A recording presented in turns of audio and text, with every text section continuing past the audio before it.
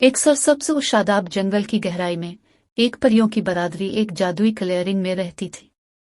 तमाम परियां अपनी सलाहियतों का इस्तेमाल करते हुए पौधों और जानवरों की मदद के लिए खुशी खुशी अपने दिन गुजार रही थी। ताहम एक नन्ही नौजायदा परी अब भी अपने पंखों का इस्तेमाल सीख रही थी।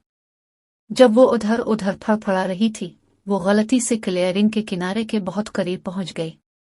इसके चमकते पंख मकड़ी के जाले में उलझ गए और वो ऊंची घास के दरमियान गिर गई। जोर जोर से रोते हुए नन्ही परी बड़े जंगल में अकेली होने से डर रही थी। तभी इसके बिल से एक अजीब खरगोश का बच्चा निकला। इसने बेहुदा चीखें सुनी और आवाज का पीछा किया।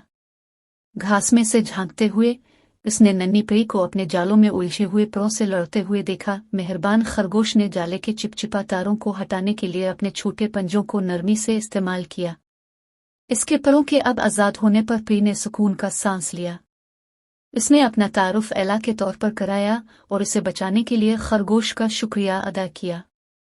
इस दिन से एला और खरगोश फुल्फी बेहतरीन दोस्त बन गए, क्योंकि एला ने जादुई जंगल में जाना सीख लिया।